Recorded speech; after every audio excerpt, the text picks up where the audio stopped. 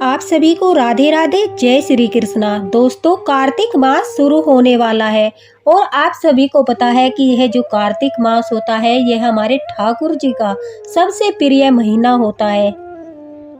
और इस महीने में जितनी भी पूजा आराधना की जाती है, ठाकुर जी की सेवा की जाती है, दीपदान किया जाता है, ठाकुर जी के प्रति जो समर्पण भाव रहता है उससे हमारे करोड़ों पाप जो है वो नष्ट हो जाते हैं और हमें ठाकुर जी की कृपा प्राप्त होती है। तो दोस्तों, आपके मन में यह भी सवाल होगा कि आखिर कार्तिक मास जो है हमारे ठाकुर जी को इतना प्रिय क्यों है। बाल स्वरूप में जब श्री कृष्ण भगवान गोकुल में माता यशोदा के पास थे तो वो बाल लीलाएं करते थे और उन्हें रोकने के लिए माता यशोदा उन्हें रस्सी से ओखली से बांध देती थी। दामोदर में दामो रस्सी को और दर उदर के लिए आया है, इसलिए उन्हें दामोदर नाम मिला। इसलिए भगवान श्री कृष्ण को दामोदर भी कहते हैं। और कार्तिक माह में श्री कृष्ण के दामोदर स्वरूप लड्डू गोपाल के दामोदर स्वरूप की सेवा होती है, उनकी पूजा की जाती है।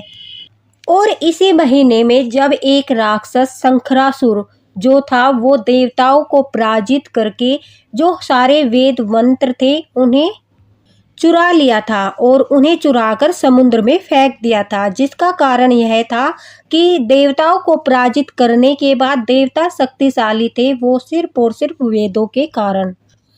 जो शंखरासुर था उसने वो वेद चुराकर समुद्र में फेंक दिए थे। तब उसके बाद ब्रह्मा जी ने विष्णु भगवान जो समुद्र में निवास करते हैं उन्हें योग निद्रा से जगाने के लिए वेद मंत्रों के द्वारा कार्तिक मास में उनकी आराधना की। फिर भगवान विष्णु ने मत्स्य रूप लेकर समुद्र से वो वेद निकाले थे और ब्रह्मा जी को सौंप दिए थे। इसलिए कार्तिक मास में जो भी दीपदान करता है, परिक्रमा करता है, तो वह भगवान विष्णु के लोक को जाता है, उन्हें मोक्ष की प्राप्ति होती है। किसी भी तीर्थ स्थान पर जाने की उन्हें आवश्यकता नहीं होती। और दूसरा कहते हैं कि कार्तिक मास में लोग ब्रज भूमि पर जाकर गोकुल की परिक्रमा करते हैं, वृंदावन की परिक्रमा करते हैं, गोवर्धन की परिक्रमा करते हैं। दोस्तों, वो इसलिए करते हैं क्योंकि वहाँ की रज में हमारे प्रभु श्री कृष्ण के चरणों की मिट्टी है। उस रज को अपने माथे पर लगाकर लोग भगवान का आदर सम्मान करते हैं, उनकी उपासना करते हैं, उनकी आराधना करते हैं और पुण्य को प्राप्त करते हैं।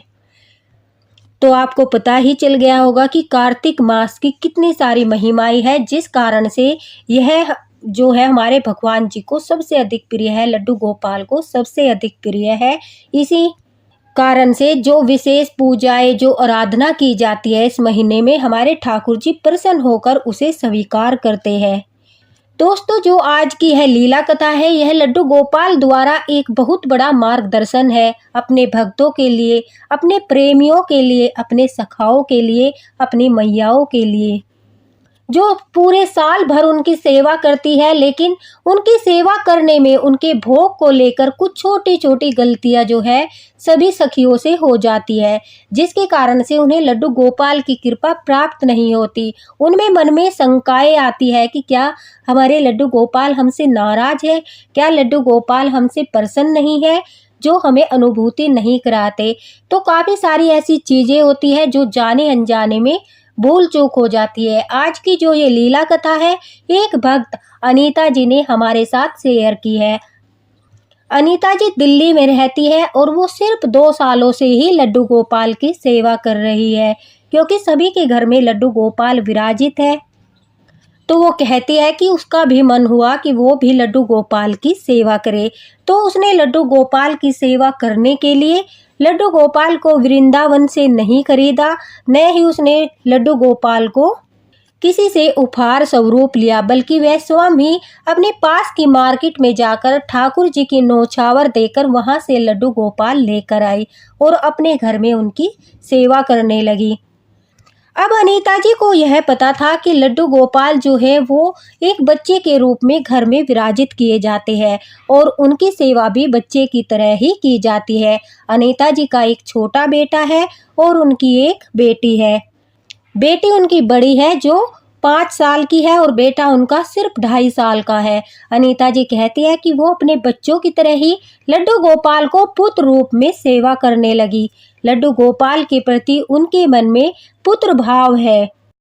तो दोस्तों, जो ये अनीता जी थी, ये कहती है कि इन्हें लड्डू गोपाल की सेवा के बारे में बेसिक चीज़ें पता थी, जैसे उन्हें स्नान कराया जाता है, सात्विक भोजन का भोग लगाया जाता है और उन्हें रात के समय विश्राम कराया जाता है। उनके भोग में तुलसी दल रखा जाता है। अगर तुलसी दल नहीं है तो तुलसी की माला रखकर भोग लगाया जाता है, जो सभी भक्तों को पता होती है। ज़्यादा नियमों के बारे में अनीता जी को नहीं पता था, न ही उनकी विशेष सेवाएं कब कब करनी चाहिए, कब कब सेवा का फल प्राप्त होता है, ज़्यादा जानकारी उन्हें नहीं थी। अब अनीता जी कहती हैं कि लड्डू गोपाल को लाने के बाद जब उन्होंने सेवा करना शुरू कर दिया और सेवा करते करते लड्डू गोपाल की उन्हें 4-5 महीने हो गए, तो उन्हें महसूस हुआ कि उन्हें लड्डू गोपाल की विशेष कृपा प्राप्त नहीं हो रही, ना ही ठाकुर जी की अनुभूति होती है और न ही लड्डू गोपाल के होने का एहसास होता है। बस ऐसा लगता है जैसे कि वो किसी मूर्ति की पूजा कर रही है, जबकि हमारे बाल गोपाल सिर्फ एक मूर्ति नहीं है। वो घर में आने के बाद जब जागृत होते हैं तो आपको उनके अनुभव होना शुरू हो जाता है, उनकी मौजूदगी का एहसास होने लगता है। आपके मन में हर पल बाल गोपाल की छवि बसी रहती है, उनके सुंदर मुख की छवि बसी रहती है। बार बार लड्डू गोपाल की ओर ध्यान जाता है, उनके चेहरे पर एक अलौकिक तेज नजर आता है। कभी उनके चेहरे पर मुस्कुराहट नजर आती है तो कभी उनके चेहरे पर आपको उनके हाव भाव से नाराजगी भी दिखाई देती है। जब हमसे कोई गलती हो जाती है तो यही होता है, जो भक्त का मन लड्डू गोपाल से जुड़ता है। जब लड्डू गोपाल से भक्त का वार्तालाप होता है और वो अपने बाल गोपाल की आंखों में देखते हैं तो उन्हें सहज ही पता चल जाता है कि उनके गोपाल को क्या चाहिए।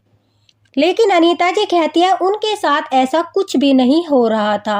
अब कार्तिक मास शुरू हो गया था, जिसके बारे में भी उन्हें कोई जानकारी नहीं थी, क्योंकि कार्तिक मास में बहुत सारे ऐसे भोग होते हैं जिन्हें लड्डू गोपाल को लगाने से बचना चाहिए, नहीं तो हमारे बाल गोपाल भूखे रह जाते हैं। और जब हमारे बाल गोपाल हमारे घर में स्थापित है और वो भोग ग्रहण नहीं करेंगे, वो भूखे रहेंगे, तो फिर उनकी कृपा किस प्रकार से प्राप्त होगी। वैसे तो ठाकुर जी को माखन मिश्री का भोग अति प्रिय है। अगर दिन में एक बार भी ठाकुर जी को माखन मिश्री का भोग लग जाए तो कहते हैं उन्हें अन्य भोग की आवश्यकता नहीं होती। लेकिन अगर हम उन्हें अपने घर में पुत्र रूप में कोई संबंध बनाकर स्थापित करते हैं तो बच्चों की तरह ही उनकी देखभाल करनी होती है। उन्हें भोजन का भोग भी लगाया जाता है, दूध का भोग भी लगाया जाता है, हर प्रकार से उनकी देख रेख की जाती है।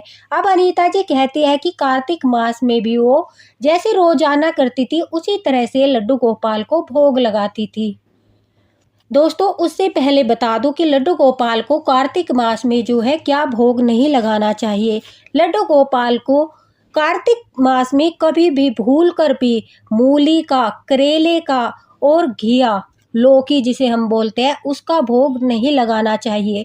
मसूर की दाल और काली दाल का भोग भी कार्तिक मास में लड्डू गोपाल को या फिर आपके घर में ठाकुर जी युगल सरकार में विराजित है, उन्हें बिल्कुल भी नहीं लगाना चाहिए। मांसाहार का और प्याज लहसुन का भोग तो आप सभी को पता है कि ठाकुर जी को कभी नहीं लगता, चाहे कार्तिक मास हो, चाहे नवरात्रि हो, चाहे कुछ भी हो। इन चीज़ों का भोग तो हम ठाकुर जी को लगा ही नहीं सकते। काफ़ी सारे लोग जो होते हैं वो जब अपनी दाल वगैरह में तड़का लगाते हैं तो वो राई का उपयोग करते हैं, जो सरसों के दाने की तरह बारीक बारीक राई होती है। राई का सेवन भी कार्तिक मास में बिल्कुल नहीं करना चाहिए। अगर घर का कोई भी सदस्य मांसाहारी है तो उसे भी कार्तिक मास में मछली के सेवन से रोकना चाहिए, क्योंकि इस मास में हमारे विष्णु भगवान ने मत्स्य अवतार लिया था। तो इस महीने में अगर घर में कोई मांसाहार करता है तो उसे पूर्ण रूप से मना कर दी जाए कि वो मछली का सेवन न करे। हो सके तो वो किसी भी प्रकार के मांसाहार का सेवन कार्तिक मास में न करे। क्योंकि जॉइंट फैमिली होती है, उसमें काफ़ी सारे लोग होते हैं, तो हर लोग पर हम बंधन नहीं बना सकते। लेकिन हमारा कर्तव्य होता है, अगर हम लड्डू गोपाल की सेवा करते हैं, एक बार उनको बोलने का, उन्हें टोकने का कि देखिए कार्तिक मास चल रहे हैं, भले ही आप सेवा नहीं करते लेकिन हम भी परिवार में रहते हैं, जॉइंट फैमिली है, तो आपको कार्तिक मास में मांसाहार का सेवन नहीं करना चाहिए और मछली का सेवन तो आप बिल्कुल भी मत करिए, क्योंकि उससे पूरे घर पर संकट आएगा।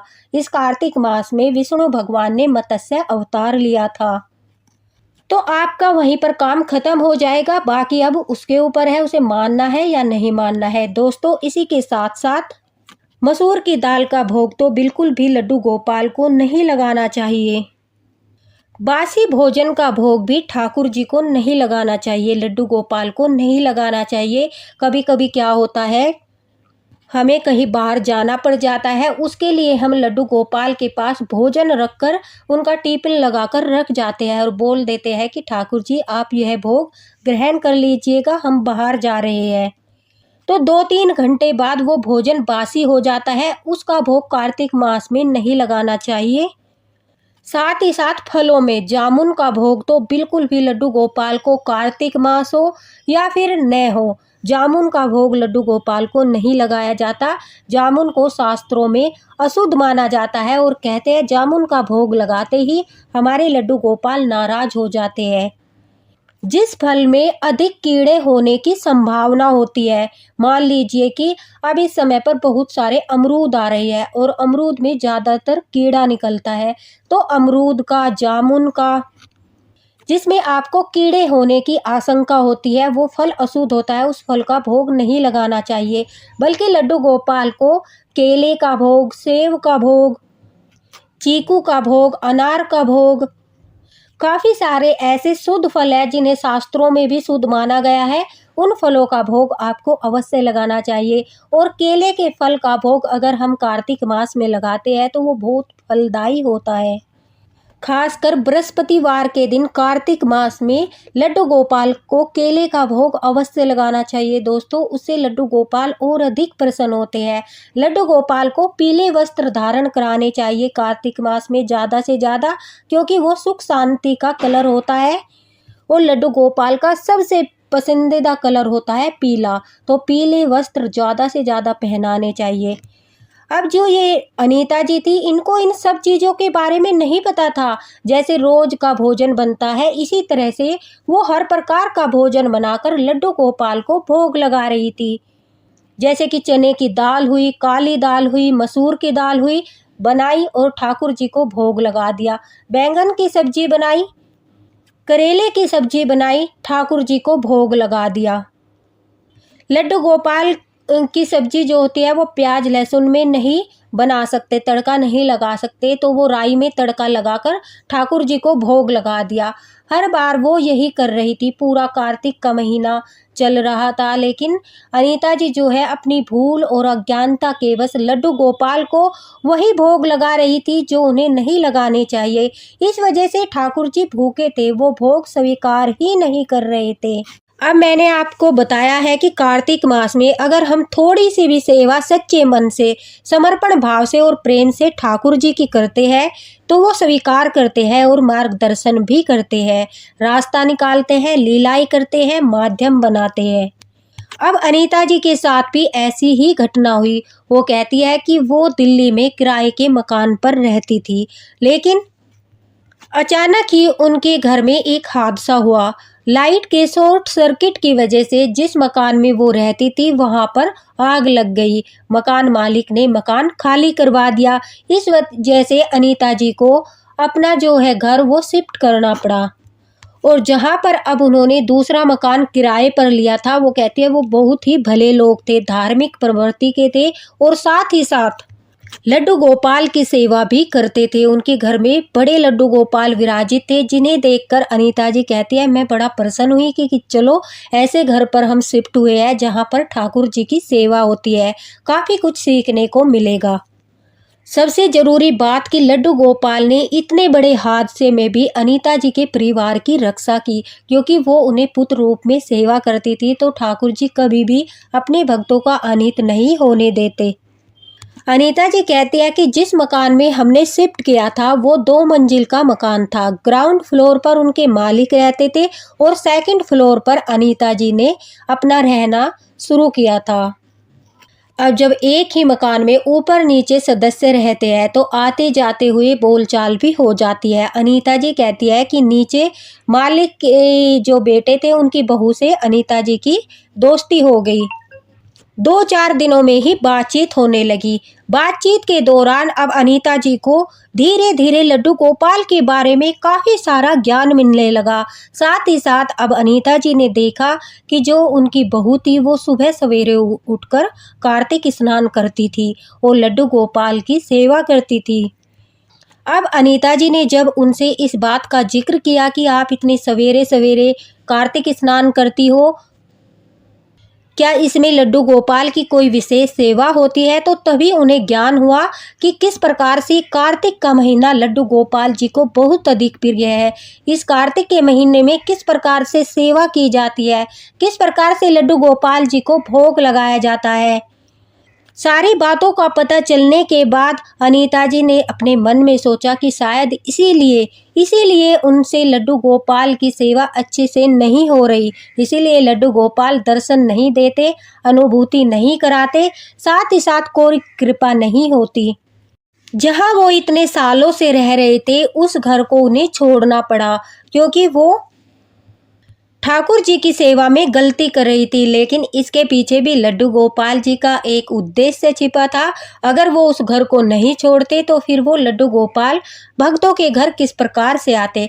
तो ठाकुर जी जो भी करते हैं उसके पीछे भी उनकी कोई न कोई लीला अवश्य होती है। अनीता जी कहती है, मैं अब समझ चुकी थी कि भले ही लड्डू गोपाल दर्शन नहीं देते, अनुभूति नहीं कराते, लेकिन वो हमारे साथ है। उन्हीं की लीला के कारण मेरा मार्गदर्शन करने के लिए उन्होंने यह सब कुछ लीलाएं रची। हमारे घर में जो आग लगी उस कारण से हमें घर छोड़ना पड़ा और उनके भक्तों के घर आकर रहना पड़ा, जहां पर उनकी सेवा के बारे में काफ़ी कुछ सीखने को मिला। अब अनीता जी कहती है, उन्हें देखकर, जैसे कहते हैं ना, खरबूजे को देखकर खरबूजा रंग बदलता है, तो यह कहावत बिल्कुल सच्ची है दोस्तों। अब अनीता जी भी अपने मालिक के बेटे की बहू को देखकर लड्डू गोपाल की सेवा करने लगी, उनकी सेवा से जुड़े नियमों को निभाने लगी और कहती है कि वो कार्तिक मास पूरा होते होते लड्डू गोपाल के प्रति उनके मन में श्रद्धा विश्वास बढ़ने लगा। उन्हें लड्डू गोपाल के मुख पर अलौकिक तेज नजर आने लगा। लड्डू गोपाल के बगैर वो बेचैन हो जाती थी। मन ही मन बड़े प्रेम भाव से लड्डू गोपाल को लोरी गाकर सुलाती, लोरी गाकर ही उन्हें जगाती और बड़े ही प्रेम से भोग लगाती। सब चीज़ों का ध्यान रखते हुए अनीता जी ने सेवा करना शुरू कर दिया और एक भक्त के मार्गदर्शन के द्वारा अपनी सारी भूल में सुधार किया। अब अनीता जी कहती है कि देखते ही देखते ठाकुर जी ने ऐसी कृपा करी, जहां मैं सब सोच रही थी कि सब कुछ बर्बाद हो गया। इतने सालों से जहां रह रहे थे उस घर को भी छोड़ना पड़ा, साथ ही साथ व्यवसाय में भी बहुत नुकसान हो रहा है, हमें बहुत ज़्यादा महंगा घर रहने को मिला था, इसलिए आर्थिक समस्या भी हो रही थी। अब ठाकुर जी की कृपा से उनका काम भी अच्छा चलने लगा। अनीता जी कहती है कि काफ़ी समय से हमारे गांव में ज़मीन को लेकर झगड़ा चल रहा था। ठाकुर जी की कृपा होने के कारण वो झगड़ा भी आसानी से ख़त्म हो गया और हमें वहाँ से कुछ पैसे मिले, जिससे हमने अपना घर खरीद लिया। अब हमें किराए के घर पर रहने की भी आवश्यकता नहीं थी। जब तक दूसरा कार्तिक मास आया तब तक ठाकुर जी की बहुत अधिक कृपा हो चुकी थी। लड्डू गोपाल की काफ़ी सारी अनुभूतियों से मुझे विश्वास हो गया था कि अब लड्डू गोपाल कृपा करने लगे। अनीता जी कहती है, जब अगला कार्तिक मास आया, यानी दूसरी साल उन्हें लड्डू गोपाल की सेवा करते हुए हुआ और दूसरा कार्तिक मास शुरू हुआ। पहले कार्तिक मास में उन्होंने अपनी सारी भूल में सुधार किया, दीपदान किया, लड्डू गोपाल को जो है पंचक स्नान कराया, यानी भीष्म पंचक में स्नान कराया, स्वयं भी स्नान किया, जो मैं वीडियो शेयर कर चुकी हूँ। और काफ़ी सारे नियम थे जो कार्तिक मास के मैं आपके साथ शेयर करती रहूँगी, वो सब उन्होंने अच्छे से निभाए। तो ठाकुर जी की भरपूर कृपा पूरे साल बरसी और इतनी कृपा बरसी कि वह खुद के घर में रहने लगे। अब अनीता जी कहती है जब कार्तिक मास आया तो उन्होंने निर्णय किया कि वो पूरा कार्तिक मास जो है स्नान करेगी, ठाकुर जी की सेवा करेगी, दीपदान करेगी, उनकी आराधना करेगी। दोस्तों लड्डू गोपाल को जो है कार्तिक मास में सोट, गुड़ और लड्डू का भोग भी अत्यंत प्रिय होता है। मक्खन मिश्री का भोग भी बहुत प्रिय होता है। ये सब भोग उन्हें लगाने चाहिए। अगर आप उनके पसंदीदा भोग उन्हें लगाओगे तो वो प्रसन्न होकर आप पर खूब सारी कृपा बरसाएंगे, भर पेट भोजन करेंगे, भोग स्वीकार करेंगे। अगर आप गलती से भी उन्हें ऐसे भोग लगाओगे जो वो स्वीकार नहीं करेंगे तो फिर बाल गोपाल भूखे रह जाएंगे, वो अप्रसन्न हो जाएंगे, कोई भी कृपा नहीं बरसाएंगे। तो उनके भोग का सबसे विशेष ध्यान रखना है कि हमें क्या भोग लगाना है और क्या भोग नहीं लगाना है। अनीता जी कहती है कि उन्होंने पूरा कार्तिक मास स्नान किया और लड्डू गोपाल की असीम कृपा प्राप्त की। अब उन्हें लड्डू गोपाल की अनुभूति भी होती है, लड्डू गोपाल के चमत्कार भी देखने को मिलते हैं। साथ ही साथ ठाकुर जी की विशेष कृपा उनके परिवार पर बनी हुई है। जिस प्रकार से अनीता जी के परिवार पर लड्डू गोपाल की कृपा बनी है, उसी प्रकार से हर भक्त के परिवार पर लड्डू गोपाल की कृपा बनी रहे। आप उनकी सेवा करते रहो, उनकी आराधना करते रहो, समर्पण भाव रखिए, प्रेम रखिए, वो अवश्य ही आपकी सुनेंगे, आपके दुखों को दूर करेंगे। और यह मास तो ऐसा है कि अपने भक्तों के सारे कष्ट को दूर कर देते हैं, सभी दुखों को दूर कर देते हैं और अपनी अपार कृपा उन पर बरसाते हैं। दोस्तों अगर आपको कुछ भी पूछना है तो आप कमेंट बॉक्स में पूछ सकते हैं और लड्डू गोपाल की सेवा से जुड़ी कोई भी जानकारी अगर आपको चाहिए वो भी आप कमेंट बॉक्स में लिख सकते हैं। और वीडियो को ज़्यादा से ज़्यादा शेयर करना ताकि सभी लड्डू गोपाल भक्त उनके भोग में कोई गलती न करे। अगर वीडियो पसंद आया हो तो एक लाइक भी अवश्य करना। इसी के साथ राधे राधे, हरे कृष्णा। मिलते हैं एक और महत्वपूर्ण वीडियो के साथ, एक और लीला कथा के साथ, जिसमें लड्डू गोपाल जी माध्यम बनाकर कोई न कोई मार्गदर्शन अवश्य ही करेंगे। कोई भक्त ऐसी लीला जरूर शेयर करेगा जिससे आपका मार्गदर्शन होगा। इसी के साथ राधे राधे, हरे कृष्णा।